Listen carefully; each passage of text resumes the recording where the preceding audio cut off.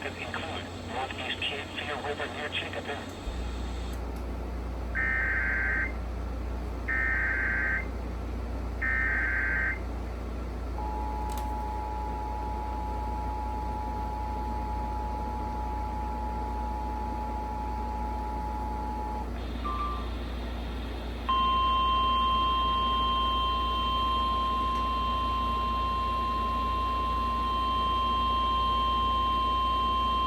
Flood warning in effect from Tuesday afternoon to late Saturday morning.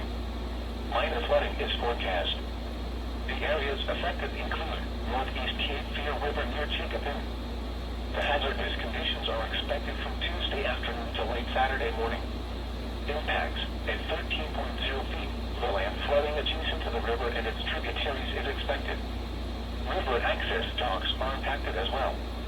At 16.0 feet, many secondary roads are flooded. Water affects highways 41 and 50 and travel delays are likely.